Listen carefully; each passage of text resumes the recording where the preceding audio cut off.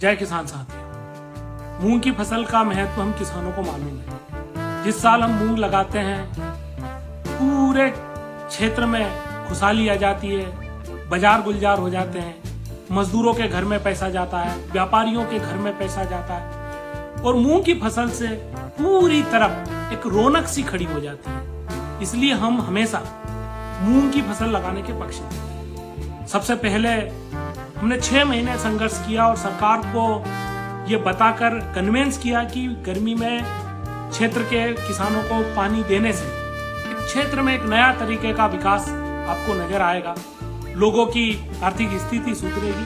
सरकार ने वो बात मानी और तभी से नहर का काम शुरू हुआ है। इस बार भी हम लोग नहर के पानी को लेकर काफी सीरियस रहे। दिसंबर से ही हम लोगों ने सरकार को इस विषय पर चेताना शुरू कर दिया था, पानी के प्रबंधन पर बात करना शुरू कर दी थी।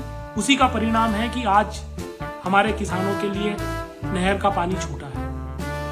परंतु इसमें एक बड़ा बात यह है कि जिस स्तर का जो डैम में पानी है उस हिसाब से जो नहरों में पानी आना चाहिए था वो पानी नहीं आया। एक तो सरकार ने नहर को लेट किया, दूसरा गेज कम कर रहा। इससे हमारे किसानों की बोनी पिछड़ रही है, किसान परेशान है और वो परेशान इसलिए है कि अगर बोनी पिछड़ेगी तो उधर बाद में मानसून का जोखिम बढ़ जाएगा। बहुत नुकसान होता है जब बारिश हो जाती है तो इतनी महंगी फसल, इतनी मेहनत की फसल, इतनी महत्वपूर्ण फसल हमारी बर्बादी की तरफ चल जाती है। साथियों, अभी पूरी तरीके से हरदम है। शासन प्रशासन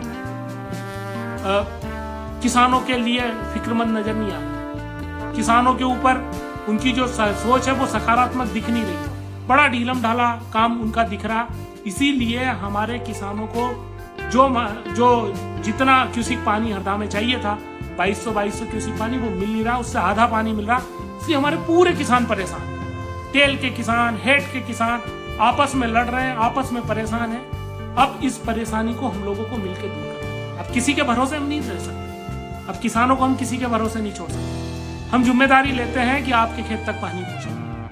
हम जिम्मेदारी लेते हैं कि आपकी अच्छी फसल हो, उसमें कोई व्यवधान नहीं आने देंगे। हम जिम्मेदारी लेते हैं, हम आपके लिए लड़ने के लिए तैयार। बस आप सब लोग संगठित छोड़ दीजिए कुछ दिन के लिए ये दलगत राजनीति, ये पार्टी बी पार्टी, ए ग्रुप बी ग्रुप, सबको छोड़ दीजिए। हर गांव का किसान इकट्ठा हो जाए, अपने अपने गांव में 5-5, 10-10 लोग संगठित हो जाओ, छोटे मोटे धरने चालू कर दो। हम उन धरनों में पूरी ताकत के साथ आपके साथ मिलकर लड़ेंगे। प्रशासन से लड़ना पड़ेगा, प्रशासन को जिम्मेदारी देनी पड़ेगी। ये काम कलेक्टर का है, ये काम नहर विभाग का है, ये काम एसडीएम का है, ये काम तहसीलदार का है, बाकी विभागों का है कि वो किसानों के खेतों तक पानी पहुंचाए, वो गेज मेंटेन करे। उनका काम है तवा पर लड़ना, हमारा काम नहीं है। उनको जगाने के लिए हम लोग संघर्ष करने के लिए तैयार हैं। मेरा आप सबसे आग्रह है, आप सब अपने अपने गाँव में इकट्ठे हो जाओ, अपने अपने गाँवों में मीटिंग कर लो। कल से हम लोग जहां भी तकलीफ आएगी वहां हम लोग पहुंचेंगे।